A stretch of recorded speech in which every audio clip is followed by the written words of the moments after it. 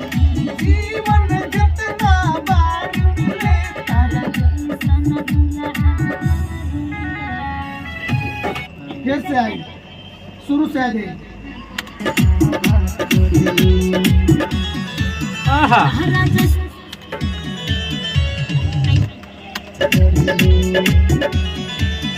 तहरा जैसा नहीं कोनो दिलदार मिले ई जीवन जितना बार मिले तहरा जैसा दुल्हा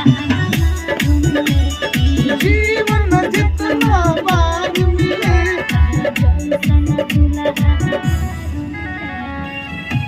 आई लास्ट में तारा जैसन दुल्हा हमार मिले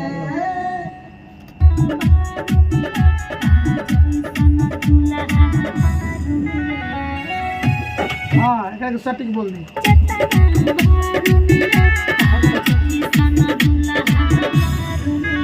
बहुत बढ़िया डीटी में आ गई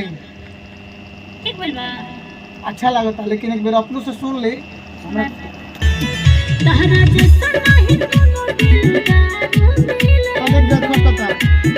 ई जीवन जितना बार मिले तहरा जैसा दुल्हा हमार मिले अरे जाओ जीवन जितना बार मिले तहरा जैसा दुल्हा हमार मिले आओ एक बार शुरू से ठीक हो जाता शुरू से आई पूरा खोल के आई तहरा जैसा नहीं कोनो दिलदार मिले ई जीवन जितना बार काकू उत्तम भाई है ना